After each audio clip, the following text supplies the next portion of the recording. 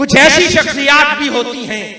کہ جن کے اندر اللہ رب العزت بہت سے رول جمع فرما دیتا ہے، بہت سے ازواج جمع فرما دیتا ہے، بہت سی نسبتیں جمع فرما دیتا ہے۔ وہ کہیں اپنی ذات میں صوفی بھی ہوتے ہیں، اللہ والے بھی ہوتے ہیں، قانون دان بھی ہوتے ہیں، سائنس دان بھی ہوتے ہیں، پروفیسر بھی ہوتے ہیں، معیشت دان بھی ہوتے ہیں، سیاست دان بھی ہوتے ہیں۔ جب وہ قرآن کھولتے ہیں اور قرآن کی آیات پڑھتے ہیں تو وہ بیک وقت اس قرآن میں خدا کو بھی ڈھونڈ رہے ہوتے ہیں، وہاں سے قانون کے بھی اصول نکال رہے ہوتے ہیں، فقہ کے معاملات اور مسائل کا حل بھی نکالتے ہیں، وہاں طب کے امور بھی جان کر نکالتے ہیں، وہاں تصوف کی باتیں بھی ڈھونڈ کر نکال رہے ہوتے ہیں، معیشت اور سیاست کی باتیں بھی ڈھونڈ کر نکال رہے ہوتے ہیں۔ جب ایسی شخصیت ان تمام امور کا انسائکلوپیڈیا بن جاتی ہے تو ایسے لوگ ہی پھر قرآن کی انسائکلوپیڈیا لکھا کرتے ہیں۔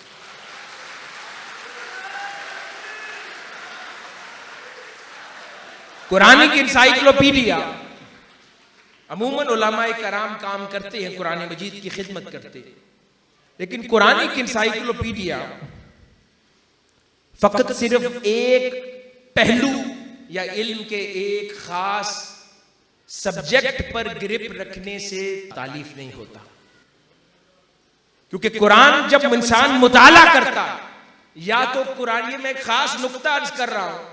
پوری دنیا کے اندر جو انسائکلوپیڈیاز لکھے گئے ہیں، یہ بڑی خاص بات عرض کر رہا ہوں، توجہ سے سنیں۔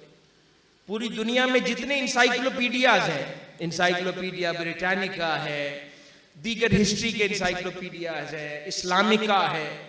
تاریخوں پہ جو کچھ سائنس کے ہیں انسائکلوپیڈیا ایک شخص نہیں لکھ سکتا۔ آپ اٹھا لیں انسائکلوپیڈیاز جتنے بھی ہیں، وہ کم از کم وہ انسائکلوپیڈیاز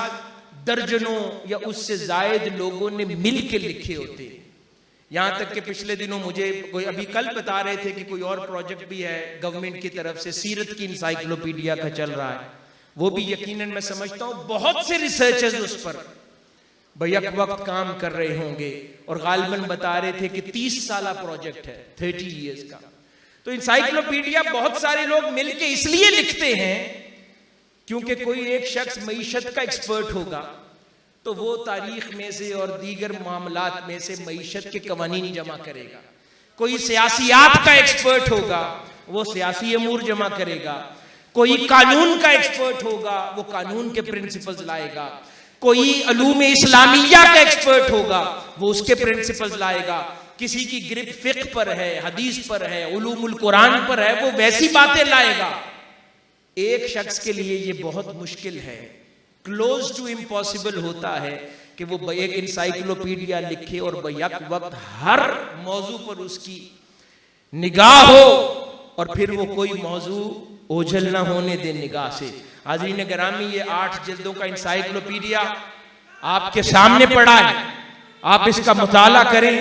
جو نقطہ میں عرض کر رہا ہوں اس کو اپریشیٹ کریں گے کہ یہ انسائکلوپیڈیا 5000 موضوعات کا مجموعہ ہے کہ اسی قرآن سے معیشت کے قوانین بھی شیخ الاسلام نے نکال کے درج کر دیے ہیں، قانون کے قوانین بھی، سیاست کے قوانین بھی، سائنس کے قوانین بھی، فقہ کے بھی، حدیث کے بھی، علوم القرآن کے بھی، تاریخ کے بھی، قصص الانبیاء کے بھی، دیگر امم کی باتوں کے بھی 5000 موضوعات۔ آپ سوچ سکتے ہیں اس میں کیا رہ گیا ہوگا، اور یہ اکیلے شیخ الاسلام نے تالیف فرمایا ہے۔ جتنے بھی عرصے میں تالیف فرمایا کوئی موضوع اوجھل نہیں ہے، اس لیے میں نے کہا کہ کوئی شخص اپنی ذات میں خود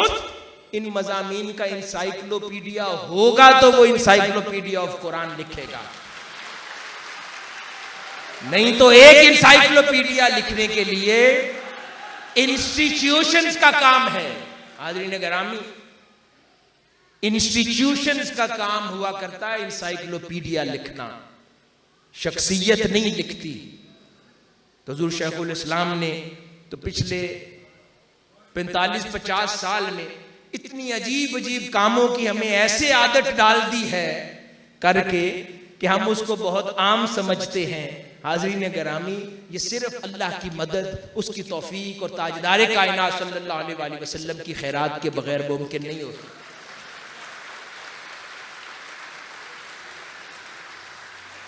اس کی خاص بات کیا ہے؟ جب آپ اس کا مطالعہ کریں تو یہ ہر مسلک، ہر اسکول آف تھاٹ اور ہر نظریے سے بالا تر ہو کر صرف قرآن کی خدمت ہے۔ یہ کسی مسلک کی خدمت نہیں ہے، یہ صرف قرآن کی خدمت ہے۔ انسائکلوپیڈیا مسلکی تب بنتا اگر اس کے اندر جو مؤلف ہے اپنی رائے داخل کرتا۔ اس کے اندر کوئی رائے داخل نہیں ہوئی، یہ صرف خالصتاً اللہ کا کلام ہے۔ اس کے اندر کوئی انسانی اضافہ نہیں ہے، صرف موضوع ہے، اور اس موضوع پر اللہ رب العزت نے پورے قرآن مجید میں جہاں جہاں ارشاد فرمایا ہے اس کو وہاں جمع فرمایا ہے۔ اور خاص بات، فقط جمع نہیں فرمایا، اگر اکانومی کو سنوارنے کے لیے سوال ہے نا ذہن میں، تو یہ نہیں کیا کہ پوری اکانومی میں سے یا پورے قرآن مجید میں جہاں جہاں معیشت کا تذکرہ آیا ہے وہ آیات جمع کر کے ایک مقام پہ رکھ دی، نہیں۔ اس کے اندر خاص بات یہ ہے کہ ان آیات کو ترتیب اس طرح دی ہے شیخ الاسلام نے جس طرح اکانومی حل ہوگی مسئلے کے طور پر، کہ پہلے کیا ہونا چاہیے وہاں قرآن کا پہلا حکم آئے گا، بعد میں کیا ہونا چاہیے قرآن کا حکم پھر وہاں آئے گا، پھر تیسرے درجے پر اکانومی کی بہتری کے لیے کیا کیا جانا چاہیے تو وہ حکم وہاں آئے گا۔ ترتیب ملحوظ خاطر رکھنا بہت کمال ہے کہ اس کے اندر حل دے رہے ہیں، اور پھر ان موضوعات اور جو چیپٹرز کے نام ہیں، ابواب کا قیام ہے، وہ بہت خاص اہمیت کا حامل ہے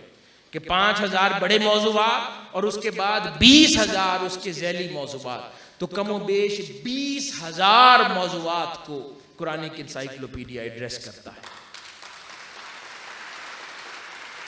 آج عموماً جب ہم تفاسیر کا مطالعہ کرتے ہیں، ہر لکھنے والا ایک ذہن ہے نا،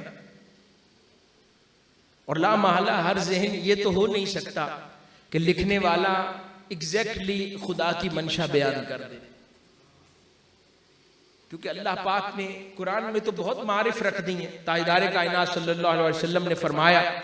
کہ قرآن کی ہر آیت 7 حروف پر ہے، پھر ان میں سے ہر حرف کا ایک مطلع ہے، ایک انتہا ہے، وہ پوری دنیا ہے ہر حرف کے تابع۔ اسی لیے تو پھر آقا علیہ السلام کے صحابہ کہتے تھے نا کہ اگر ہماری اونٹ کی نکیل بھی گم ہو جائے تو قرآن سے ڈھونڈتے ہیں، کیونکہ ان کو پتا تھا کہ کیسے قرآن سے ڈھونڈا جاتا ہے۔ حاضرین گرامی، اس لیے تفاسیر لکھی جاتی ہیں، وہ ایک شخص ہے، ایک دماغ ہے، وہ جب بیان کرتا ہے انٹرپریٹیشن اور ریفرنسز لیتا ہے، لیکن لا محالہ یہ نہیں ہو سکتا کہ وہ بائسڈ نہ ہو۔ کوئی انسان ہو اور وہ بائسڈ نہ ہو، یہ پاسبل نہیں ہے، انٹلیکچولی پاسبل نہیں ہے۔ ہر شخص اپنا کوئی نہ کوئی رجحان ضرور رکھتا ہے، اور وہ جائز بات ہے۔ بغیر رجحان کے ہوگا تو انسان نہیں ہوگا، وہ فرشتہ ہوگا۔ فرشتوں کے رجحانات نہیں ہوتے، انسانوں کے رجحانات ہوتے ہیں۔ وہ انسان اس لیے ہیں کہ ان کے رجحانات ہوتے ہیں۔ وہ فرشتہ ہوتا ہے کہ جو خدا کا حکم ہے وہی اس کا رجحان ہے، انلیس کہ وہ اللہ کا ولی بن جائے، پھر وہ بھی اس کا بھی کوئی رجحان نہیں رہتا، خدا کا رجحان اس کا رجحان ہو جاتا ہے۔ تو حاضرین گرامی، تفسیر کی کتاب ہے تو اس کے اندر ایک فوکس ہوگا، کہیں نہ کہیں وہ گھما کے بعد اپنے مزاج کی طرف لے جائے گا۔ یہ جو انسائکلوپیڈیا ہے اس میں کچھ خود سے داخل ہی نہیں کیا، جو کچھ ہے وہ خدا کا کہا ہے، انسان کا کچھ نہیں کہا ہوا۔ بس صرف ضرورت یہ ہے کہ کوئی سوال لے کر قرآن کے پاس آ جائے۔ اب اس انسائکلوپیڈیا کے ذریعے اتنا عام فہم کر دیا ہے کہ وہ اپنا جواب قرآن سے ڈھونڈ لے، بس ضرورت ہے کہ اس سے کوئی ناتا تو جوڑے،